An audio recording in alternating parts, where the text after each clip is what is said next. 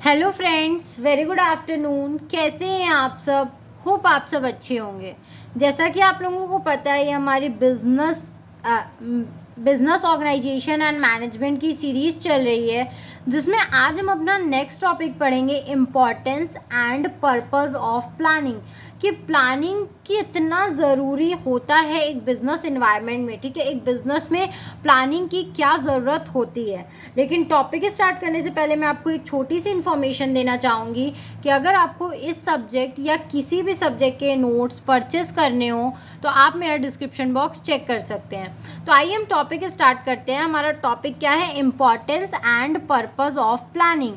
कि प्लानिंग का पर्पस और इम्पॉर्टेंस क्या होता है। तो देखो, प्लानिंग प्रोवाइड्स डायरेक्शन। प्लानिंग क्या करता है? डायरेक्शन प्रोवाइड करता है, मतलब एक रास्ता दिखाता है कि एक्चुअली में तुम्हें क्या करना है अपने बिजनेस में फ्यूचर में। ठीक है, तो planning provides clear sense of direction and purpose of activities of an organisation. ठीक है, एक हमें सीधा साधा ये क्या करता है? रास्ता बताता है कि आप जो भी एक्टिविटी कर रहे हो ऑर्गेनाइजेशन में, उसका मोटिव क्या है, क्यों कर रहे हो और वो कैसे करना है, ये प्लानिंग हमें बताता है। ठीक है, planning minimises risk and uncertainty.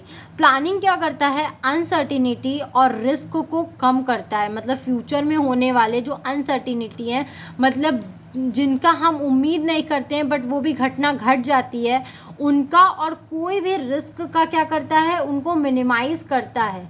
In fast changing organisation, planning based on hard fact and data help managers to reduce risk and uncertainties. ठीक है, देखो जैसा कि चेंजिंग ऑर्गेनाइजेशन, जैसे कि अलग अलग क्या होता है ऑर्गेनाइजेशन में, बहुत रैपिड चेंजेस होते हैं, तो वहाँ पे प्लानिंग क्या होता है? वो बहुत फैक्चुअल और बहुत फ्यूचरिस्टिक होता है। ठीक है, तो वो हमें कि आने वाले जो भी अनसर्टेन एक्टिविटीज़ हैं या रिस्क हैं, उसको कम करने की क्या करता है? एक तरीके की अपॉर्चुनिटी प्रोवाइड कराता है। Planning ensures coordination. ये क्या करता है? लोगों में कोऑर्डिनेशन बनाता है। Planning helps to establish coordinated efforts from various divisions, departments and peoples. ठीक है, ये आपस में सब में क्या करता है? कोऑर्डिनेशन बनाता है। चाहे वो अलग अलग डिपार्टमेंट हो, अलग अलग लोग हो, अलग अलग हायरार्की हो, वो क्या करता है?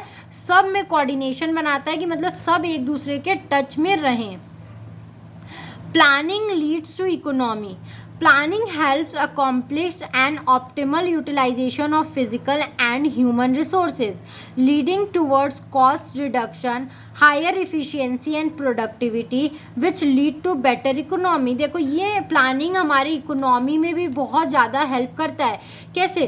क्यों? अगर प्लानिंग हम किस चीज़ की करते हैं कि हमें अपने जो ह्यूमन रिसोर्स है, मतलब जो लोग काम कर रहे हैं, और जो फिजिकल रिसोर्स हैं, ठीक है, जैसे कि रॉ मटेरियल्स, उन दोनों को कितने अच्छे से यूज़ करना है ताकि वो क्या कर सके? कॉस्ट कम कर सके, प्रोडक्शन कॉस्ट कम कर सके, इफ़िशियंसी बढ़ा सके। ठीक है, मतलब अच्छाई उसमें लोगों की स्पीड बढ़ा सके, प्रोडक्ट की क्वालिटी बढ़ा सके और प्रोडक्टिविटी भी बढ़ा सके, जिससे हमारी इकोनॉमी में बहुत अच्छा असर पड़ता है। ठीक है, प्लानिंग फैसिलिटेट डिसीजन मेकिंग।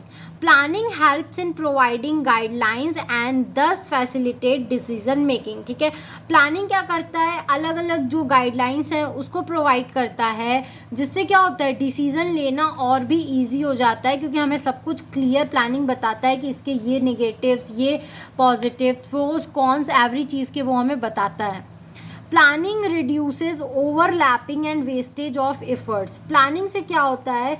जो ओवरलैपिंग हो रहा है, मतलब एक ही काम 2 बार 3 बार हो रहा है और जो सामान वेस्ट हो रहा है, उसको क्या करता है? कम करता है। Planning avoids duplication efforts and overlapping of task and responsibilities, reducing wastage. ठीक है, एक ही काम जो 2-3 लोग कर रहे हैं या 2-3 बार हो जा रहा है, 2-3 बार एक ही काम के पीछे एफर्ट लगाया जा रहा है, उन सबको क्या करता है? कम करता है, और जो वेस्टेज होती है उसको भी क्या करता है? बहुत कम कर देता है। Planning encourage innovation and creativity. Planning helps to remain competitive. Planning से क्या होता है, हम हमेशा मार्केट में कंपटीशन के लिए रेडी रहते हैं. मार्केट में जो भी नई चीज़ें आती हैं हम क्या करते हैं, उसके अकॉर्डिंग वर्क करते हैं. ऐसा नहीं कि पुरानी चीज़ों के अकॉर्डिंग हम वर्क करते हैं, ठीक है. इसलिए ये हमेशा हमें कॉम्पिटिटिव क्या करता है, एक तरीके से बनाता है. Innovation and creativities are like trump card in competitive world.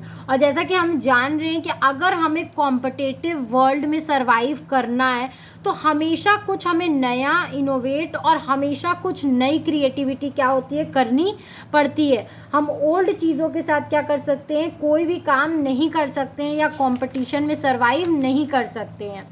Planning facilitates control. Control is the key to success of any organization and in order to control there has to be plan. ठीक है, अगर आपको कोई भी organisation को success दिलानी है तो आपको वहाँ पे कंट्रोलिंग एक जो फीचर है वो होना बहुत ज़रूरी है. और कंट्रोल करने के लिए ये बहुत ज़रूरी है कि आप क्या करो, आप प्लान बनाओ. विदाउट प्लान आप चीज़ों को कैसे कंट्रोल करोगे, ये एक बहुत बड़ा टास्क होता है. ठीक है, कंट्रोल मीन्स कि यहाँ पे है कि आपको रिसोर्सेज कैसे यूज़ करने हैं. ठीक है, यहाँ कंट्रोल से मतलब है रिसोर्सेज या ह्यूमन कंट्रोल, फिजिकल कंट्रोल. ये सब जो कंट्रोल है यहाँ पे कंट्रोल से मतलब ये है कि आप चीज़ों को कैसे कंट्रोल कर रहे हो ताकि आप उसका इफ़िशिएंट यूज़ कर सको. फिर है प्लानिंग इम्प्रूव्स मोरल. ये क्या करता है, लोगों के मोरल्स को भी इम्प्रूव करता है.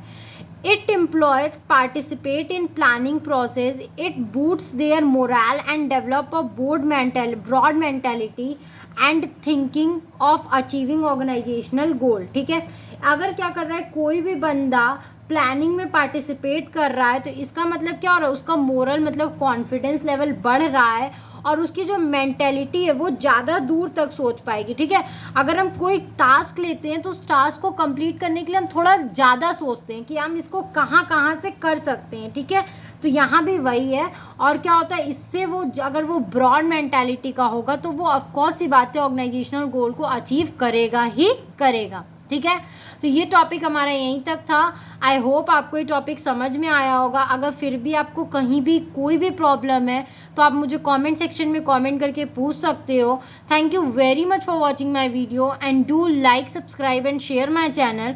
अगर आपको इस सब्जेक्ट या किसी भी सब्जेक्ट के नोट्स परचेस करने हो तो आप मेरा डिस्क्रिप्शन बॉक्स चेक कर सकते हो. Thank you.